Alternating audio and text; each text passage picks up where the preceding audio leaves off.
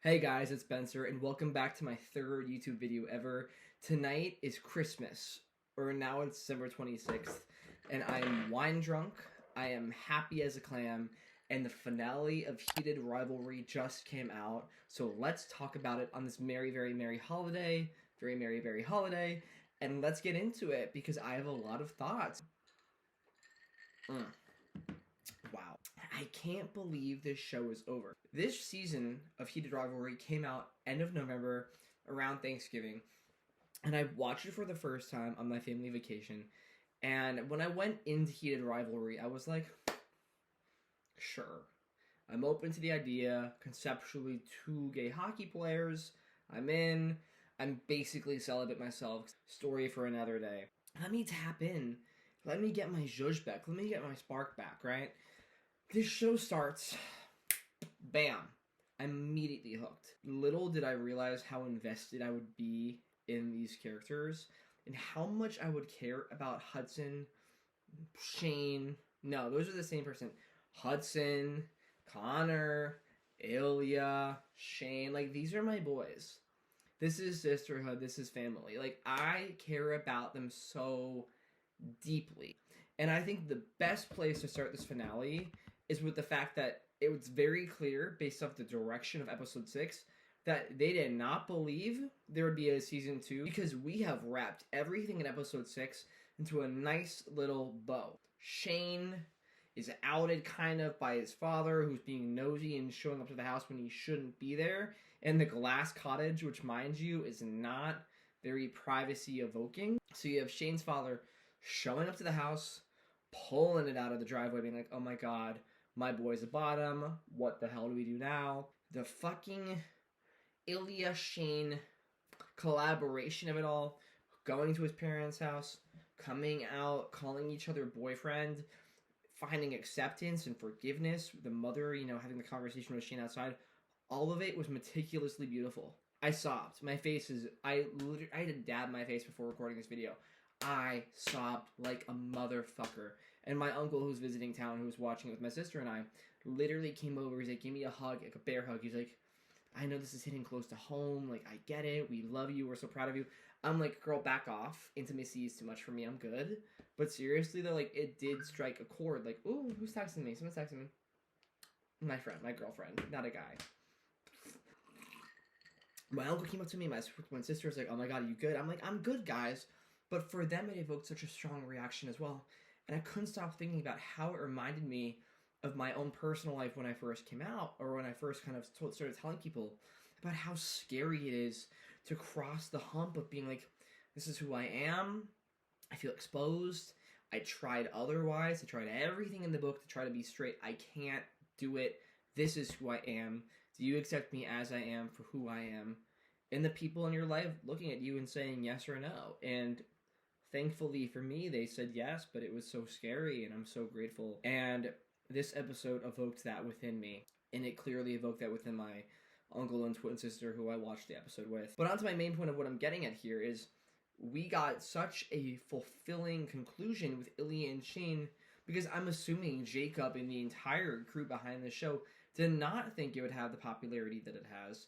They would not think it would go as commercial as it is going, and they prepared for it to end. They said, here is the two of them finding peace. Here is Ilya learning how to communicate, calling Shane his boyfriend. Here is Ilya stepping up, being the man that he should be. And here is Shane being his autistic little nerdy self, literally me, finally using his emotions and his words and his feelings. And the two of them are coming together, and it's kumbaya, and it's beautiful, and it's symbiotic, and it's queer, and it's beautiful. And the parents are accepting, and they drive off into the grass field in Canada, and things are different for them. Like, this was set up to be a conclusion in case the show didn't get renewed, and that we little gay fans would have something to cling on to for the fan edits and, for years to come. And we talk about it like we talk about Scam or other really famous queer shows that have never hit the mark of success that Heated Rivalry has. Thankfully, the show is the biggest show on HBO. It's going to be the biggest show in the US right now, in the world, honestly. It's groundbreaking. And my uncle, when he was watching it with my twin sister and I, looked at me and he goes, this show is groundbreaking. And I said, yeah, Uncle Chip, This show is fucking groundbreaking. The Penguin said it too. We are incredibly lucky to be in a timeline where we're watching heated rivalry play out real time. I write gay books for a living. My first book is called Goodbye to Boyhood. It's about growing up in adolescence and saying goodbye to your boyhood when you never felt like enough of a boy to begin with. Avenues for me as a writer are opened up because of heated rivalry, because of its success. Going into meetings where I'm talking to executives and agents that create shows for HBO, and having more confidence and reliance in self because of the fact that gay media is successful. And not to be that girl for 5 minutes, heated rivalry is that show. It's really making a difference. So equally, it's really insane to see a show like Heated Rivalry be created with no intention of season 2, creating a closure, creating a full arc of character within 6 episodes out of fear it wouldn't be renewed. And now it's the biggest show in the world, and now it opens up more doors for more gay media. That's so cool. And I'm literally like,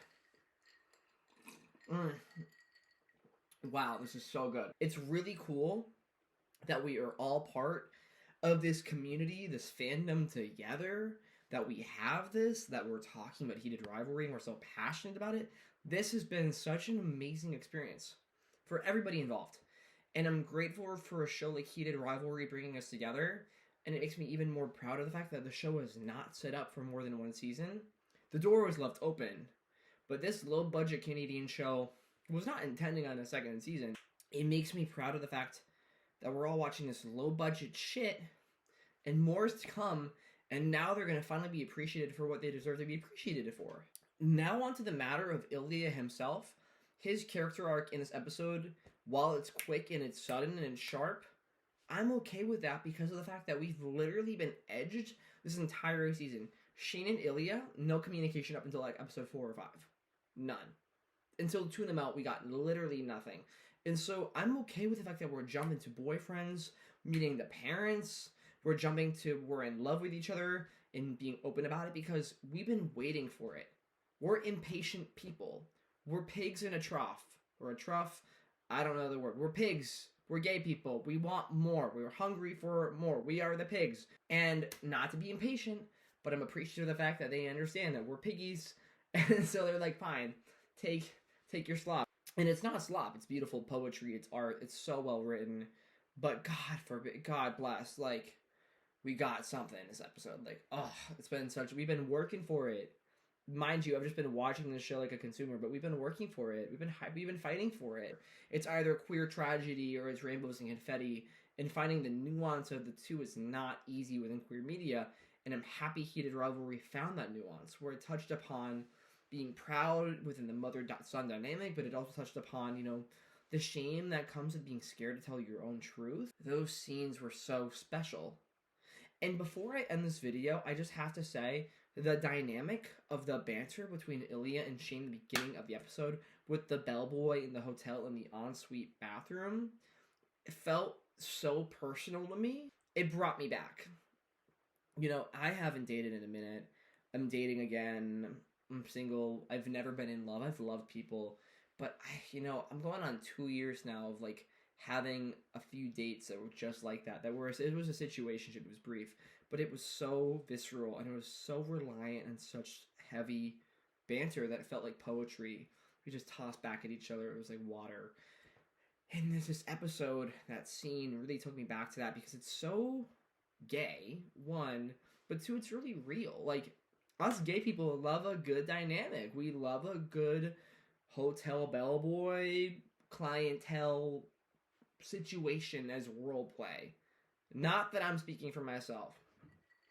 I'm just saying in general, we do appreciate a good situation of sorts. And that scene with the dialogue, with how they interact with each other, with Shane and Ilya in the hotel, the banter and the sexiness of it, oh my god, I was literally frothing at the mouth. It made me wish I was in love again. It's been a long time. Never been a time. It made me wish to date again. I was like, oh my god, this is fucking crazy. Here is what I'm left with after watching the entire season of Heated Rivalry, in particular episode 6. It is about the closing of doors and the opening of new chapters. Season 1 has been set up to give us the foundation of the relationship the long-term relationship of Ilya and Shane. What their lives look like when they have a charity. When Ilya is in Ottawa, Canada, no longer Boston, to be closer to Shane because it's how committed he is to his relationship. How their lives intersect when they're closer together, in creating the building blocks, given Scott's example and advice and, his kind of pathway that he's created for them to be together. The beginning of their relationship of being with each other without any shame. And it's about closing old doors and old habits, and that's secrecy. That's the relationship that Shane has with his parents. It felt so nice to see them talking about their future with the semblance of permanence in each of their words. And you can feel it. Like, their words in the beginning of the season versus the end feel more whole now. Like, I don't know if I sound crazy. I don't think I do. You know what I mean? Like, it sounds absolute. Like, they believe in happy endings finally. Season 1's about, giving gay people the belief in happy endings, that it's possible, which is why the first season is set up with such an opening for season 2, and why it's still set up to be a closing scene with them driving off into the sunset, because they didn't think it'd be the successful one, but 2, we need that. We need something to hope for. I've never had what they have, but shows like this matter because it reminds me of what's possible, even if it's fictional. It reminds me, hey, you write for a reason. You dream for a reason. You love for a reason. There's a reason why you do what you do, even if you don't always think that when you're doing it. Heated rivalry is permission to love other people and to be who you are, and to be queer and masculine or feminine or androgynous, to be whoever you... burps. Drunk. Heated rivalry is permission to be whoever you want to be, and we need that, and I'm so happy we've gotten to share that with each other. All of that said, I think the finale is pretty strong, and I think the acting is incredible, and I can't wait for season 2. I'm appreciative for the support with my platform, that you guys are watching my new YouTube channel, reading my stuff and engaging, and I'm appreciative to talk about this with you because I just really care about it, and thank you.